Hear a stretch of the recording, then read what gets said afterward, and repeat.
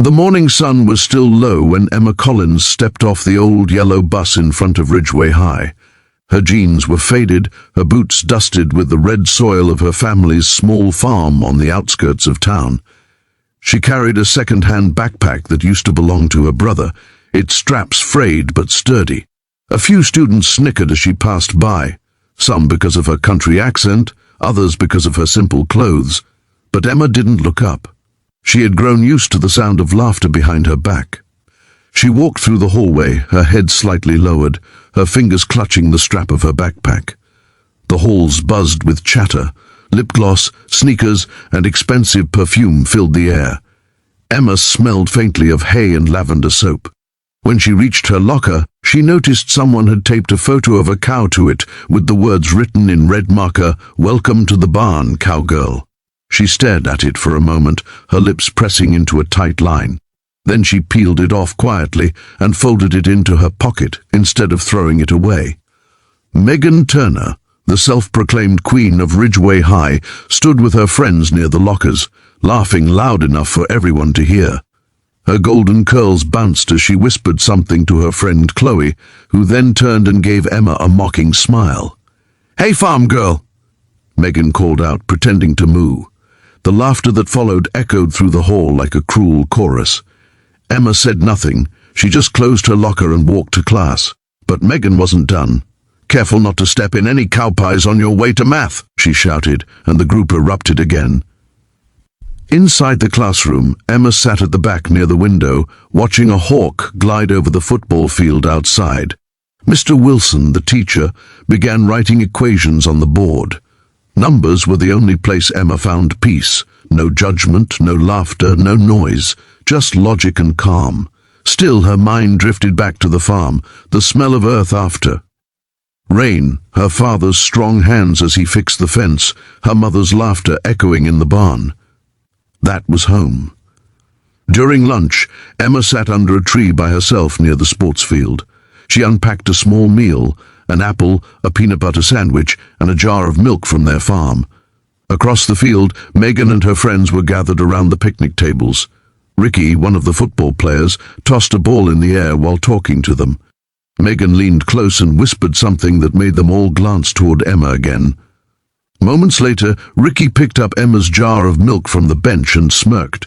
"What's this? Straight from the cow?" He laughed, shaking it. "You drink this stuff?" Emma's hand tightened around her sandwich, but she didn't speak. She stood slowly and looked at him, not with anger, but with a quiet steadiness that made Ricky hesitate for a second. Then Megan giggled, snapping him out of it.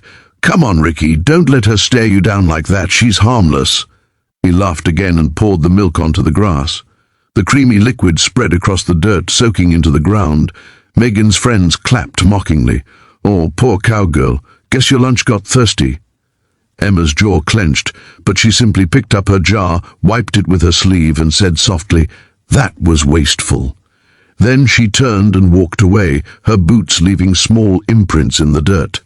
Behind her, laughter followed again, but this time it felt hollow to at least one person. A quiet student named Daniel, who sat near Emma in class, watched from a distance. He admired how she never shouted back, never lost her composure. There was something strong about her silence. After school, Emma walked down the long gravel road toward her family's farm. The smell of hay and fresh air filled her lungs. Her father, James Collins, was by the barn, fixing a tractor. "How was school, kiddo?" he asked, wiping sweat from his brow.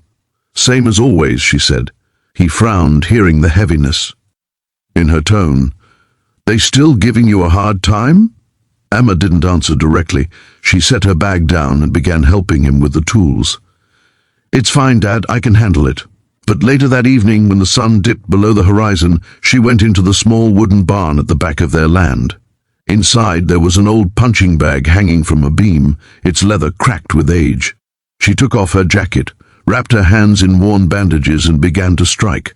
Left hook, right jab, front kick. The sound echoed through the empty barn. Sweat ran down her temples, her breathing steady but powerful. Few people in Ridgeway knew that Emma had trained in martial arts since she was 7. Her mother had been a regional champion before moving to the farm.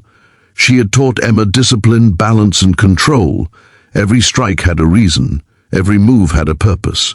Her mother's words rang in her ears. Strength isn't in how hard you hit, Em. It's in how much you can take and still stand tall. The next day at school, rumors started spreading that Megan was hosting a welcome bash at her house that Friday. Everyone was invited, except Emma. Posters went up in the hallway.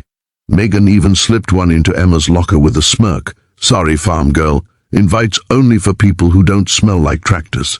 Emma said nothing, but her silence only fueled them. By Thursday, things escalated. In gym class, the coach announced a friendly sparring demonstration. Anyone want to volunteer? He asked. Ricky raised his hand immediately. I'll go, he said, and I pick Emma as my partner. The class broke into laughter. Be nice, Ricky, coach said.